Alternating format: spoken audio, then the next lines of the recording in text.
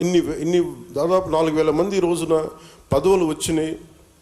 ఇన్ని ఎమ్మెల్యేలు కానీ, ఎమ్మెల్సీలు కానీ, మంత్రులు కానీ ఇవన్నీ ఉన్నాయంటే ఇది ఒక పవన్ కళ్యాణ్ అనే వ్యక్తిది కాదు, మనందరం క్యారీ చేస్తున్న ఈ భావజాలం తాలూకు శక్తి, మన పోరాట శక్తి, మన పోరాట పటిమ. అంటే ఇది మనం నిలబడగలిగేది.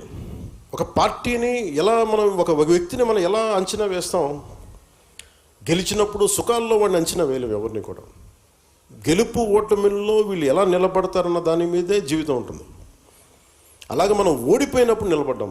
మీరందరూ ఓడిపోయినప్పుడు నిలబడ్డారు, అందువల్ల ఈరోజు నీ పదవులు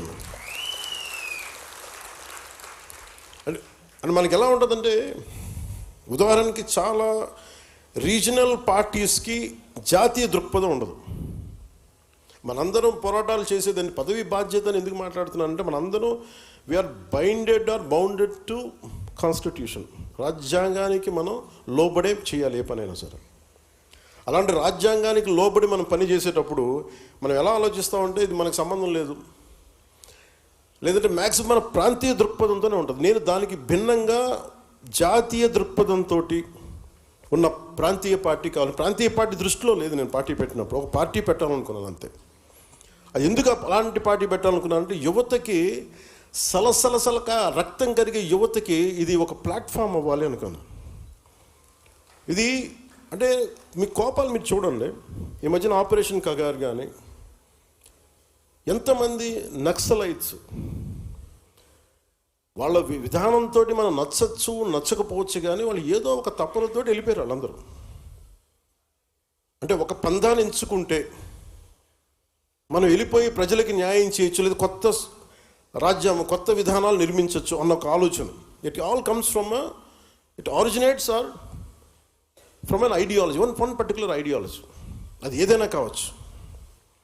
అలాంటిది వాళ్ళు యువత వెళ్ళిపోయి 70s కావచ్చు, 80s కావచ్చు, లేట్ 80s కావచ్చు, వాళ్ళందరికీ ఇప్పుడు 50 ఏళ్ళు వచ్చేసి పోరాటం ఓడిపోయి, న్యాయం చేయలేక అటు ఇటు పడిపోయి, ఎంతమందో చనిపోయి ఇలా కకావికలం అయిపోయింది. ఈ ప్రాసెస్లో పట్టు విడవకుండా నలిగిపోయి చనిపోయారు అందరూ. అంటే మీకు ఎందుకు చెప్తున్నాను ఇదంటే, if you don't have an ideological framework, ఒక ideological framework that to with in the norms of constitution, ఒక బ్యాలెన్స్డ్ ఐడియాలజీ లేకపోతే ఏం జరుగుద్ది అని అనడానికి మనకు అనేక దాఖలాలు ఉన్నాయి. మీరు ప్రాంతీయ తత్వం తీసుకోండి, దానికి ఒక టైం లైన్ ఉంటుంది. కేవలం 2-3 కులాలే కావాలి అని చెప్పండి, దానికి ఒక టైం లైన్ ఉంటుంది. దాని తర్వాత అవి పడిపోతాయి. తీసేమన్నా అవసరం దూరం పెట్టుకున్నాను.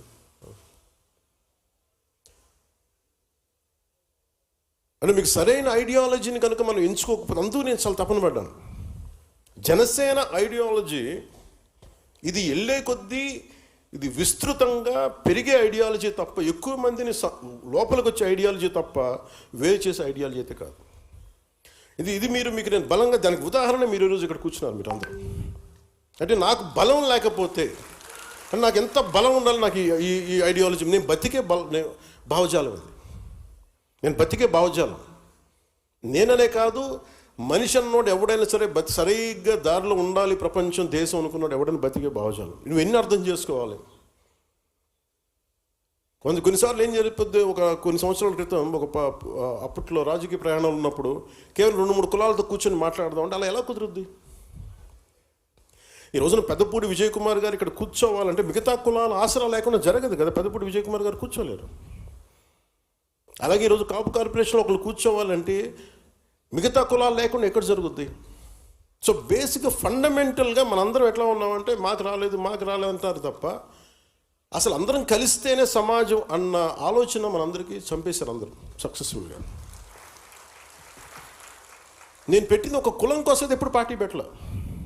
ఒకసారి చాలా ఇబ్బందిగా ఉంటుంది నాకు, కులానికి పరిమితం చేస్తుంటే, అరే నేను ఇంత విస్తృతంగా ఒక యూనివర్సల్ థాట్ తోటి నేను వస్తున్నప్పుడు నన్ను కూర్చోబెట్టి, అది ఒక స్ట్రాటజీ. అది confining any individual to particular ideology, region, religion is a clear cut strategy to confine.